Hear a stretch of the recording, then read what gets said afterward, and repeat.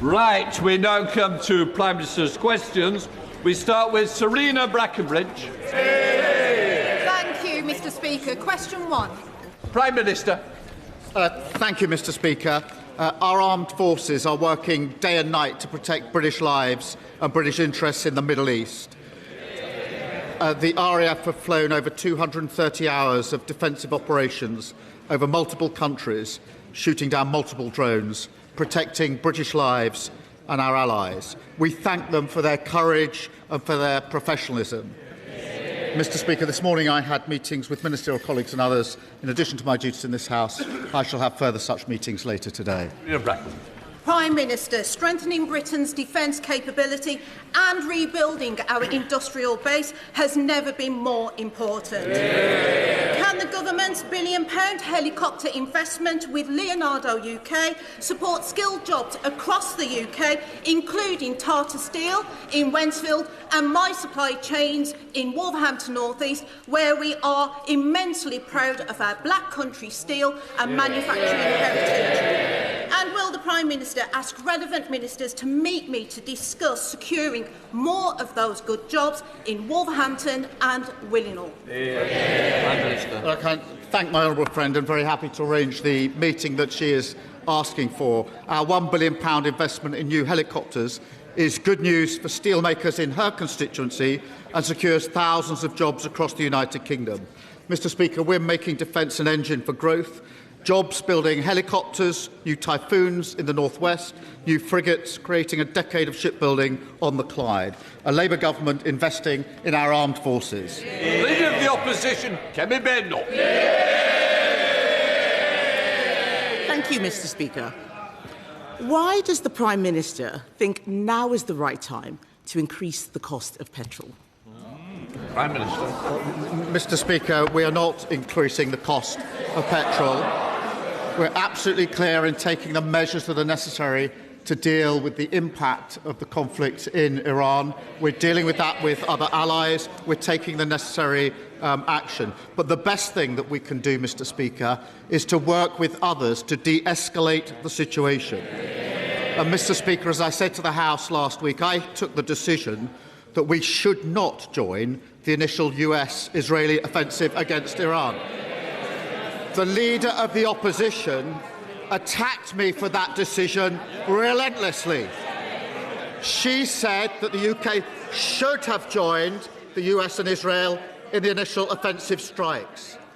Mr Speaker, then yesterday, in the wake of the economic consequences, the Leader of the Opposition totally abandoned her position. She told the BBC, I never said we should join. She told the BBC, I haven't said we should have gone in with the United States. That is the mother of all U-turns on the single most important decision a Prime Minister ever has to take, whether to commit the United Kingdom to war or not. Mr Speaker, I think the mother of all U-turns is him saying that they're not increasing fuel duty. That is news to us because last week the Chancellor stood up and said the fuel duty was going to increase in September. The Prime Minister told us at the start of the year that the cost of living was his #1 priority. So can he explain how a rise in fuel duty helps with the cost of living?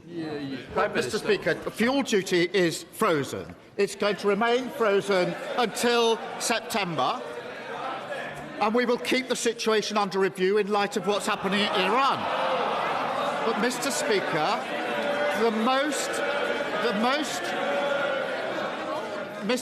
the most important issue is de-escalating the situation. And I come back to the Leader of the Opposition's position because this is one of the most important decisions a Prime Minister or Leader of the Opposition ever has to take, whether to commit your country to war. The day after the initial US-Israeli strike started, her Shadow Foreign Secretary said that the US-Israeli initial attacks were absolutely right, and it is a position my party supports. She said, why has the Prime Minister not actually worked with America to be much more proactive? Last Wednesday, Leader of the Opposition. We are in this war whether we like it or not. What is the Prime Minister waiting for? Then yesterday she says, I never said... I know they don't want to hear it. I know they don't...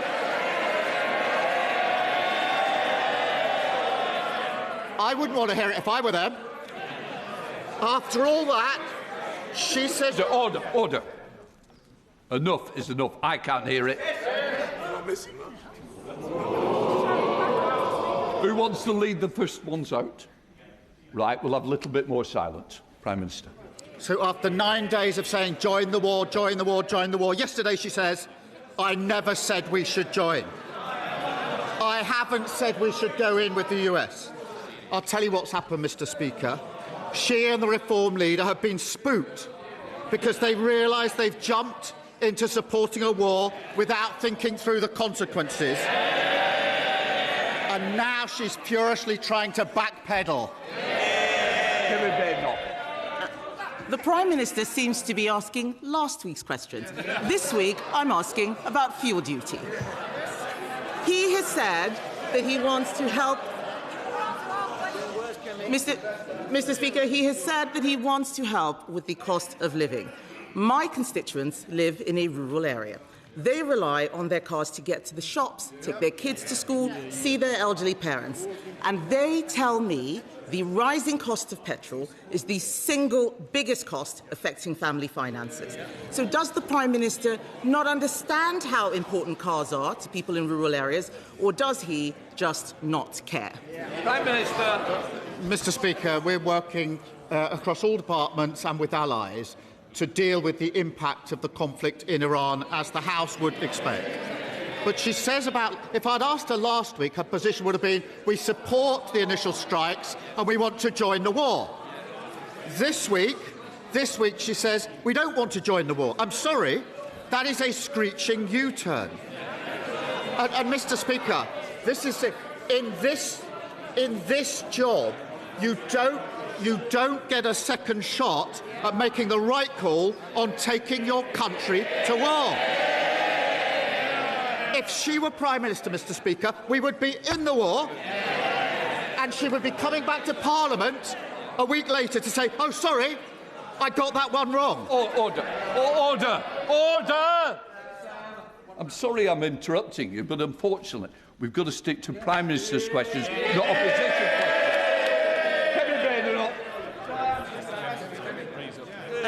Mr. Speaker, he said if I were Prime Minister, HMS Dragon would have left a week ago. The only time...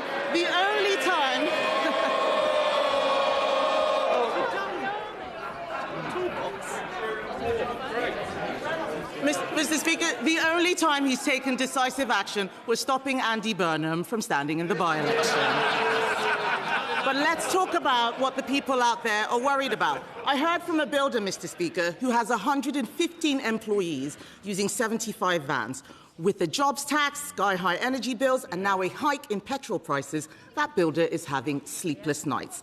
How does the Prime Minister justify a rise in fuel duty to that small business owner and millions more like him up and down the country? Prime Minister. There hasn't been a rise. It is frozen.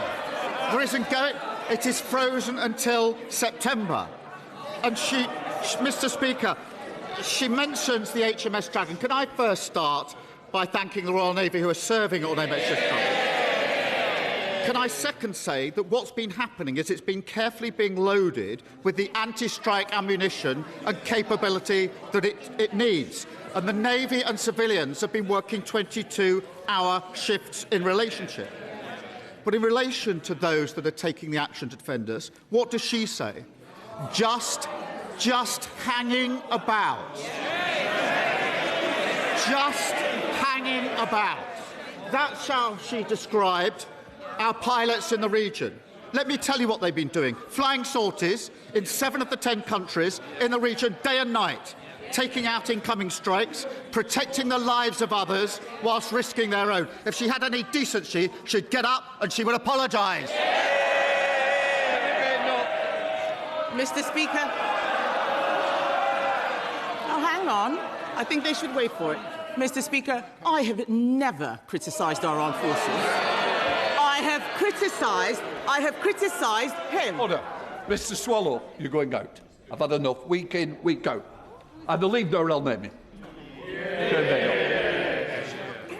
Mr. Speaker, I have never criticised our armed forces. I am criticising him and his decisions. And let me remind the House, Mr. Speaker, about his record on the armed forces. This is the same man who worked with Phil Shiner, a traitor to this country, who made up evidence to put our soldiers in prison for crimes they didn't commit. That is his record, so I won't take any lectures from him. And by the way, military families are also worried, the ones in this country, about petrol prices. He's got nothing to say on that. And there's another group of people, Mr. Speaker, who have been hammered by this government. Farmers. I spent all last year telling the Prime Minister that his family farms tax was killing British farming. Now, those farmers are being punished with higher fuel prices. Does the Prime Minister think that's fair? So, Mr. Speaker, no apology to our pilots who are risking their lives. And I'm not going to take lectures from someone who says we should join the war, and a week later says, "Can I change my mind? I got that wrong." It is deeply embarrassing. And she's not the only one. Mr. Speaker, last week she's not the only one, the leader of Reform. We should be part of this with the US and the Israelis. We have to get rid of the regime. We should do all we can to support the operation. I make that perfectly clear, he said. Until yesterday, screeching U-turn, we shouldn't get ourselves involved in another foreign war. Two parties packed with failed Tories, led by leaders who are not fit to be Prime Minister. Mr. Speaker, he doesn't want to talk about fuel duty because he has got absolutely no answers. The Conservatives are on the side of farmers. We are also on the side of drivers. We froze fuel duty every year from 2011, and in fact, we cut it in 2022 because we care about the cost of living. Labour think drivers are a cash cow. And now, Mr. Speaker, they think that drivers are a cash cow, and now they're hiking fuel duty for the first time in 15 years. Everyone in this House knows the pattern. First, he'll march his backbenchers up the hill. Then they'll be forced to defend fuel duty rises in the local elections. Then there'll be another humiliating U-turn. So why doesn't the Prime Minister just stand up, admit he's got it wrong again, and scrap the fuel duty hike now? Mr. Speaker, in the last 2 weeks, I've made two of the most important decisions a Prime Minister can make. The first is that we should not join the war in Iran. The second is we should protect British lives and the British national interest. The leader of the opposition decided that we should join the war against Iran. A week later, that we should not join the war against Iran and to insult our armed forces. She has utterly disqualified herself from ever becoming Prime Minister. Thankfully, she never will.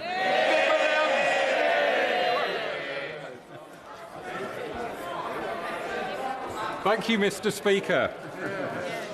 As the Prime Minister knows, my mum proudly worked in the pot banks of Burslem and Tunstall and is watching at home right now. Now, tomorrow is International Day of Ceramics, and that matters deeply to Stoke-on-Trent, the historic heart of Britain's ceramic industry. And Newcastle-under-Lyme. With energy prices rising, again, due to global instability, will the Prime Minister please tell my mum and our fellow Stokies what additional support the government will give energy-intensive industries like ceramics so the kilns of Stoke-on-Trent can fire for generations to come? He raised a really important issue, and I know that not only will his mum be watching, but his constituents, who he serves very, very well. Our supercharger will significantly reduce costs for thousands of major industries. eligibility for the scheme is being reviewed this year. I can tell my honourable friend we're working with the ceramics industry on whether the scheme can be extended to more firms. Under the last government, industrial energy prices doubled and over 1,000 jobs were lost in the sector. We will not tolerate that. Said David, Leader of the Liberal Democrats. Thank you, Mr. Speaker. May I pay tribute to the Honourable Member for Warrington North for her powerful and courageous speech in the debate on jury trials yesterday. I really hope the Prime Minister was listening. Mr. Speaker, 30 years ago this week, a man carried 4 handguns into Dunblane Primary School and murdered a teacher and 16 children. I was deeply moved by the BBC documentary about it last night and the courage of the parents who campaigned for a ban on handguns to keep other children safe, including Mick North, who lost his 5-year-old daughter Sophie on that dark day. He's rightly called on the Honourable Member for Clacton to renounce his description of the handgun ban as, and I quote, ludicrous, something the member still refuses to do. And Mr. North has also called for a review of firearms legislation to close any loopholes. Does the Prime Minister agree? Prime Minister. Well, I certainly do, and we must never forget the horror of Dunblane and never forget the young children and their teacher who did not come home from school. The campaign that families fought to make this country a safer place is a lasting legacy, and we should be enormously grateful for their courage. Sir Ed Davey. The Prime Minister for his reply, and I hope the Government will close any loopholes.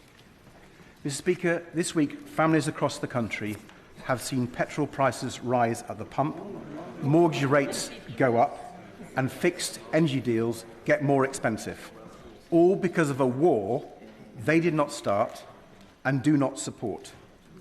The Leader of the Conservatives has been competing with the Honourable Member for Clacton to be Donald Trump's biggest cheerleader. And the Prime Minister was right to reject their costly warmongering. But last week, I asked him to guarantee that energy bills won't rise by hundreds of pounds in July. He didn't answer. So let me try again. Will he give people that energy bill guarantee now? Prime Minister. Can I thank him for raising this, because people will be really worried about the impact on them, and just to reassure households that the cap is in place until the end of June, until July, and therefore that deals with the situation for households there. We are working with the sector and with others and with allies to do everything we can to make sure those energy bills don't rise, so we're working round the clock on that. The most important thing, the most effective thing we can do is to work with our allies to find a way to de-escalate the situation. He's right about the Leader of the Opposition, the Leader of Reform. Last week they were urging us to join, this is serious, to join. If they had been leading the country, we'd be in a war, and they'd now come to Parliament to say, "Oop." Order. Prime Minister. Who said lying again? I want that withdrawn. I did. Is that withdrawn? And I'll deal with it, thank you. I don't want any more off the front bench. We take it very seriously, and calling another member a liar is not acceptable. Prime Minister. Thank you, Mr. Speaker, and so that's our position. Josh Dean. Thank you, Mr. Speaker. Too often I hear from SEND families in Hertford and Stortford whose children have been left out of education for months or even years because they can't get a school place that meets their needs within a reasonable distance. I'm campaigning for more investment in the bricks and mortar SEND provision that semi-rural communities like ours need, so families can access support early and easily and their children can thrive in education. So will the Prime Minister back my campaign to expand SEND provision in Hertford and Stortford, and will he arrange a meeting with the relevant minister so we can discuss it in more detail? Yeah. Prime Minister. Mr. Speaker, he's right. Families are crying out for change, and that's why it's really critical we get this right. Our reforms will fix the broken SEND system, where parents have to fight for support, replacing it with tailored support personal to a child's need. A Best Start family hub in every local authority with a dedicated SEND practitioner will help families with face-to-face support they need. My honourable friend's a great advocate on this issue, and I'm happy to make sure he gets the meeting that he's asking for. Stephen Flynn. Mr Speaker, let's be clear. Donald Trump's war in Iran is illegal, and the situation that has unfolded since is verging on insane. Oil is falling from the skies, sewers are exploding, the IRGC is indiscriminately attacking civilians across the region, cargo ships and potentially even mining the Strait of Hormuz, the economic consequences of which will be stark for the global economy but for every single person living on these isles too. And whether the Prime Minister accepts it or not, he did indeed take us into that war when he allowed the Americans to use UK bases just last week. But I have a specific question. He'll have seen the same footage I have of an American Tomahawk missile landing on a primary school, killing 110 children. Does he believe that to be a war crime? Prime Minister. Mr. Speaker, we're all concerned by that footage, but let me be absolutely clear with him. We have 300,000 UK nationals, including Scottish citizens, in the region. Strikes, missiles and drones are being fired into the region, putting them at great danger. We are taking action to protect them. I'm astonished that the SNP says don't take action to support Scottish citizens in the region. It's outrageous. Peter Dowd. Thank you, Mr. Speaker. National Highways, the government-owned company, has reneged on a promise to replace a demolished footbridge at Park Lane West in Netherton.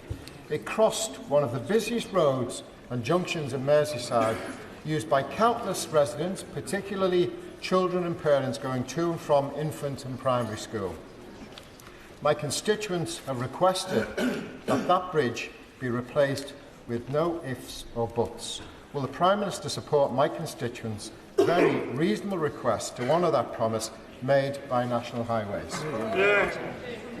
Can I thank him for campaigning for his constituents, his residents, who are obviously concerned about this.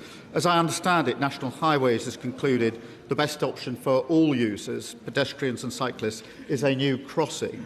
But I thank him for raising the points, and I'll be happy for ministers to continue discussing with him the options. Thank you, Mr. Speaker. This afternoon, the Mandelson papers, or the first tranche, will be released, bringing into the light for the first time UK institutional knowledge of Jeffrey Epstein and those associated with him. But here in the UK, we have our own Epstein, Mohammed Fayed, and the institutions that supported his crimes. As a co-chair of the APPG for the survivors of Al Fayed and Harrods, along with the Honourable Member for Lichfield, we welcome the actions of the Metropolitan Police in recent days, but we continue to call on them to describe those crimes as what they were, trafficking. Does the Prime Minister recognise that characterisation, and will he meet with the APPG and survivors to hear their asks? Prime Minister. Can I thank you for raising this really important issue? And I discussed it with the Honourable Member for Lichfield last night, particularly the approach of the APPG, and thank her for her important work on this issue. I'm very happy to meet the APPG and the victims. I think it's very important to do so. She'll know there's an ongoing police investigation, but that doesn't mean that we can't have the meeting and listen to those that need to be listened to. Thank you, Mr. Speaker. Team Derby is our partnership making sure that the billions of pounds in investment that this Labour government is bringing into Derby benefits the people of Derby in regeneration, skills and good jobs. The government's record investment in Rolls-Royce submarines means hundreds of new jobs and apprenticeships in Derby. So will the Prime Minister firmly reject the Green Party's defence policies, which would decimate jobs in Derby and leave the United Kingdom unprotected? Can I thank her? Derby is part of our industrial heritage and has a bright future. Initiatives, as she says, like Team Derby, are so important to strengthen key sectors like defence, creating jobs and growth. Our £9 billion deal with Rolls-Royce to boost our fleet of nuclear submarines is testament to that, creating more than 1,000 jobs and safeguarding 4,000 more. Those that oppose all that must answer to the working people that they claim to represent. Mahindra. The Prime Minister will be happy that I'm not going to ask about fuel duty. Businesses across South West Hertfordshire are telling me they're now reluctant to take on young workers due to this government's rise in employer national insurance contributions and the crippling Employment Rights Bill. With almost 1 million young people now not in employment, education or training, how exactly does the Prime Minister plan to get Great Britain working again? Mr. Speaker, we're putting in place the Youth Guarantee, which helps young people into work. It is a serious issue. I would remind him that on their watch, 1 in 8 young people were neither in education, training or work. Stringer. Mr. Speaker, the National Audit Office report on Northern Powerhouse Rail, which came out on Monday of this week, surprised none of us in its conclusions that lack of engagement by the Department of Transport with mayoral authorities, local authorities and other involved parties in the north of England was leading to poor programming and lack of investment in the rail system in the north of England.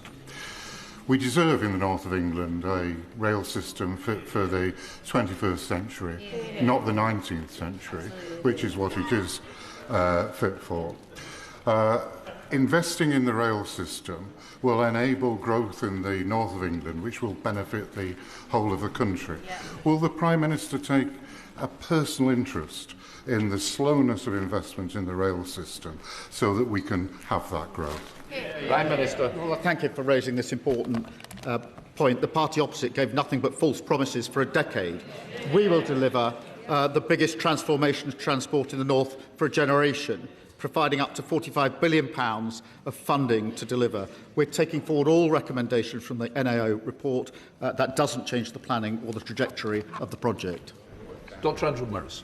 Mr. Speaker, grant cuts and over-optimistic Treasury assumptions on council tax base growth mean that 8 fire stations and 96 retained firefighters across Wiltshire and Dorset face the axe.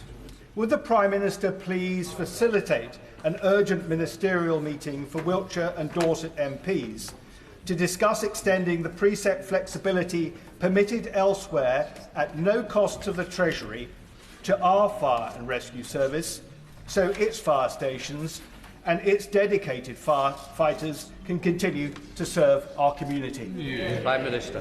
Thank you for raising this. I don't know the details in a particular case, but I will make sure that the relevant meeting is set up so that the details can be explored. Kumar.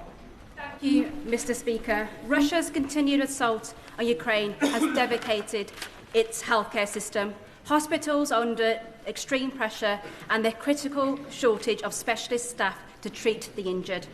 That is why I, along with other British physiotherapists, travelled to Ukraine to train clinicians who are working under unimaginable strain. Will the Prime Minister join me in thanking Tanisha Sandhu, Daniel Sim, Kay Joe, Andrew Jaggi for the remarkable work, and will he commit to expanding UK-Ukraine clinical training partnerships?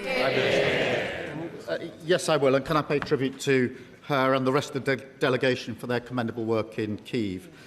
We recently announced a new package of support for Ukraine, enabling highly skilled British surgeons, nurses and physiotherapists to mentor Ukrainian clinicians treating complex battlefield injuries. Mr. Speaker, on one of my recent trips to Kyiv, I went to one of the hospitals where they were treating the burns of those returning from the front line, and it was humbling to see the work that was being done, and I was extremely proud to know that the UK was helping in treating those who had such awful burns. Kirsty Black. Westminster's tax on Scotland's energy is holding back investment, and it's costing thousands of families their livelihoods. After months of refusing to do so, the Chancellor has finally now said she is committed to change. So will the Prime Minister confirm to the House today when the OGPM will be introduced to provide certainty for jobs, certainty for investment and, crucially, certainty for energy security. Prime Minister. Speaker, we all want certainty for energy security, and oil and gas will be part of the mix for many years to come. I'd remind her that 70,000 jobs were lost under the SNP and Conservatives in the last decade. We want energy security. We see new nuclear as part of that energy security. And what the SNP do, they block it. Thank you, Mr. Speaker.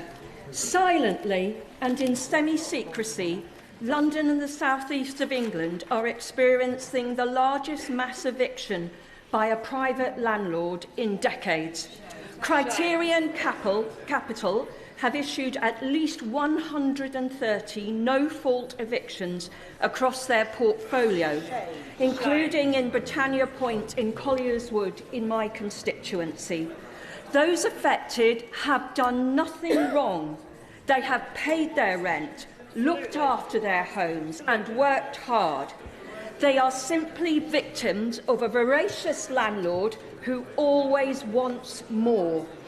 Will the Prime Minister ensure that in the final weeks before the abolition of no-fault evictions, his government do all they can to hold Criterion Capital to account? Can I thank her for raising this case?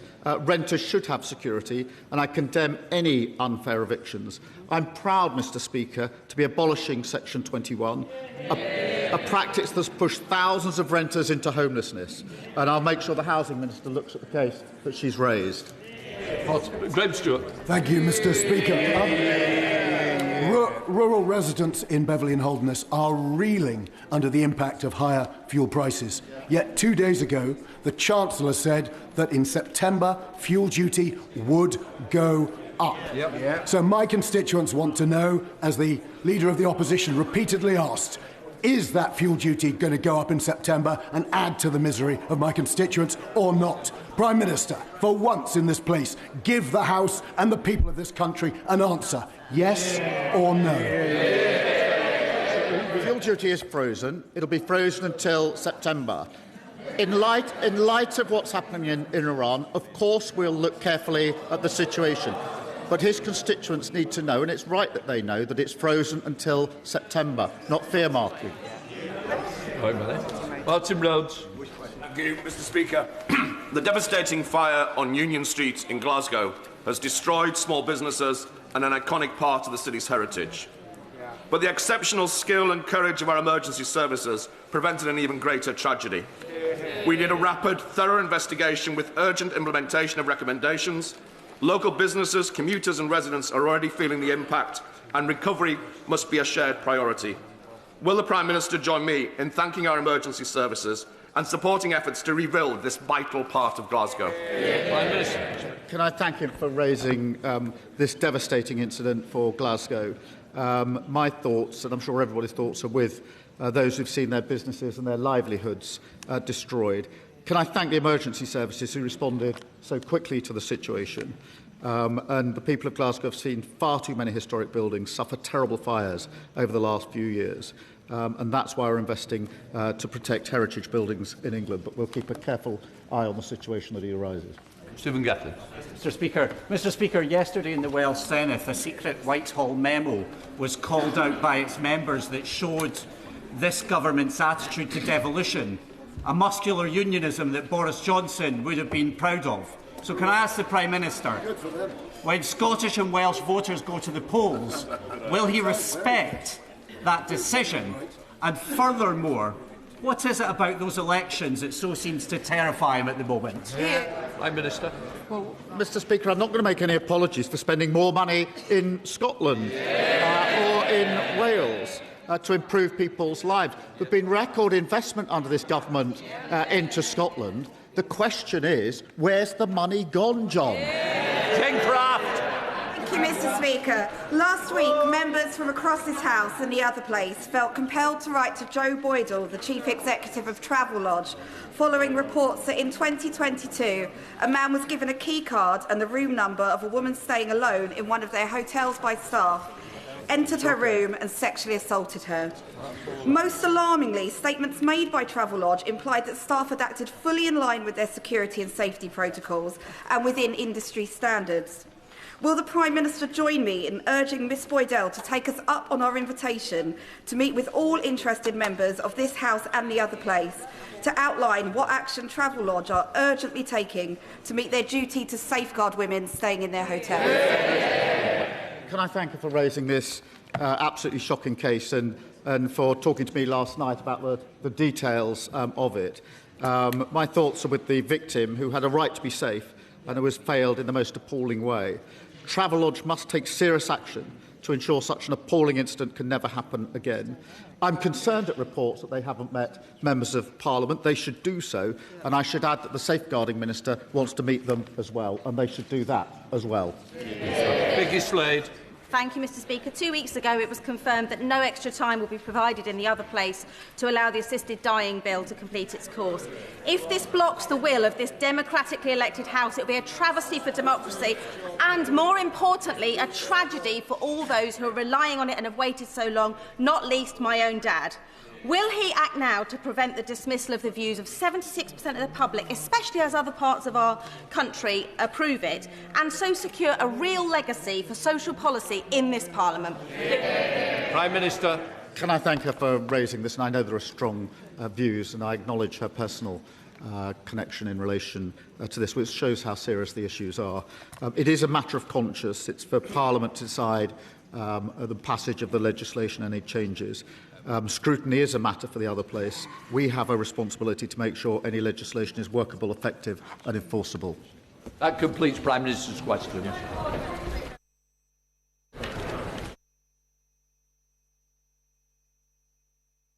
Is it about your PMQs? Well, you didn't ask a question, so is it relevant? The points of order should come after statements and new cues. But I'll make that decision.